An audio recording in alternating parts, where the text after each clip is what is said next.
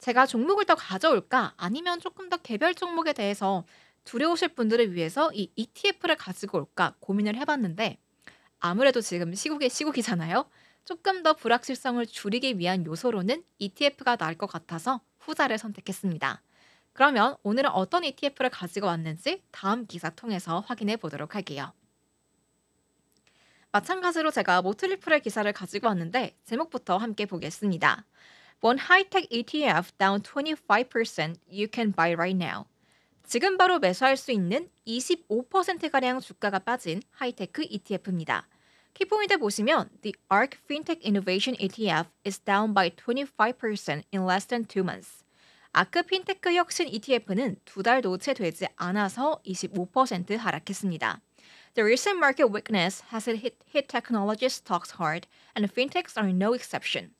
최근 시장의 약세는 기술주에 큰 타격을 입혔고 핀테크도 예외는 아니라고 해요. The ETF has an impressive collection of stocks, and this could be an excellent entry point. ETF는 인상적인 주식 컬렉션, 그러니까 보유 종목들을 보유하고 있고요. 이는 훌륭한 진입 포인트가 될 수 있다라는 내용의 힌트까지 알아봤습니다. 그럼 저희 본격적으로 이 ETF에 대한 내용 알아보기 전에요. 서론부터 한번 확인해 보도록 할게요. Thanks to a combination of factors such as weak economic data, trade concerns, higher than expected inflation, and fears about AI capital expenditures, and the stock market has been beaten down in recent months. 약한 경제 지표, 관세 우려, 예상보다 높은 인플레이션, 또 AI 자본 지출에 대한 우려 등으로 여러 요인으로 인해서 최근 몇 달 동안 주식시장은 폭락세를 보였습니다. And while the overall market has taken a hit, the tech-heavy Nasdaq has been the worst performer of the major indices, with the Nasdaq Composite nearly 15% below its recent high. 그리고 전반적으로 시장이 타격을 입었지만 기술주 중심의 나스닥은 나스닥 지수가 최근 고점 대비 15% 가까이 하락하는 등 주요 지수 가운데 최악의 실적을 기록했다고 합니다. Financial technology or fintech has been beaten down even worse. 금융기술, 그러니까 피테크는 더 큰 타격을 입었다고 해요. In addition to the general market factors mentioned above, there are some that have weighted heavily on fintech stocks, such as fears of slower consumer spending and worries about profit margins for certain types of fintech businesses. 위에서 언급한 일반적인 시장 요인 외에도요, 소비자 지출 둔화에 대한 우려, 또 특정 유형의 핀테크 기업의 수익률에 대한 우려 등으로 이 핀테크 주식에 큰 부담을 준 요인도 있다고 합니다. While there are plenty of beaten down businesses with excellent long-term growth opportunities, it can be intimidating to try to pick individual winners in turbulent times like this. 이렇게 장기적인 성장 기회가 많은 기업들 가운데에서 타격을 입은 기업들도 많지만 이런 격동의 시기에 개별 승자를 선정하는 게 위협적일 수 있다. 그러니까 개별 종목을 선정하는 게 좀 위험할 수 있다는 내용이겠죠. And that's why the ARK Fintech Innovation ETF is on my radar right now. 그렇기 때문에 현재 IRKF 이 ETF가 제 레이더망에 포착되고 있습니다. 까지가 서론이었습니다.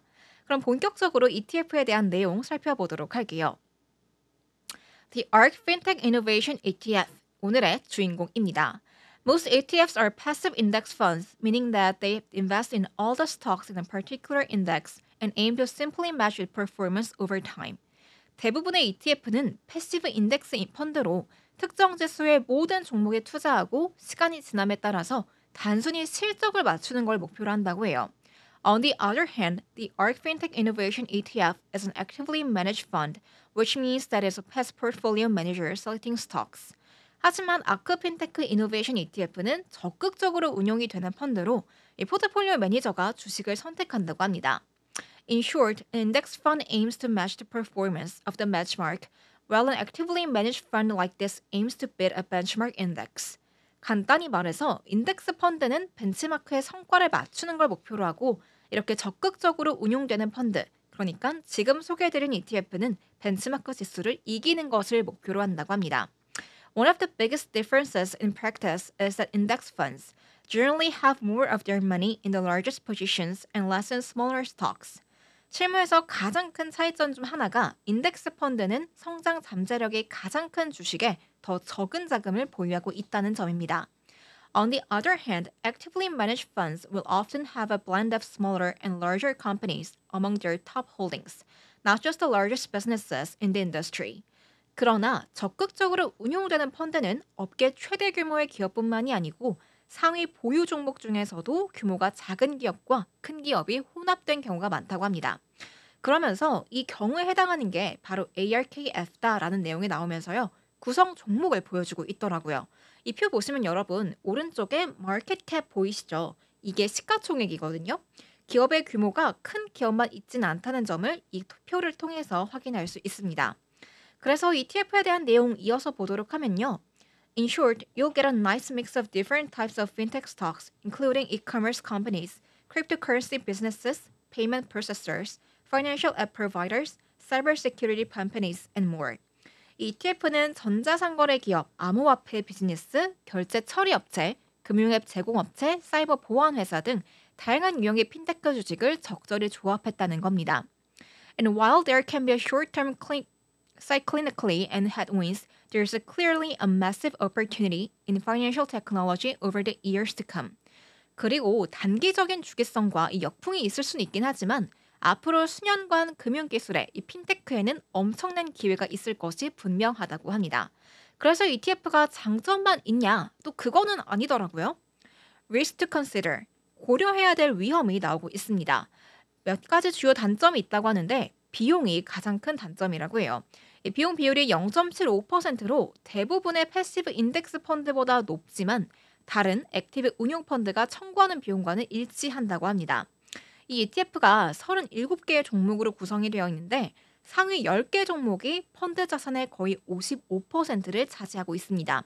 쇼피파이나 코인베이스와 같이 대형 종목이 큰 타격을 받으면 펀드에도 큰 영향을 미칠 수 있다는 게 하나의 단점으로 다가올 수도 있을 것 같아요.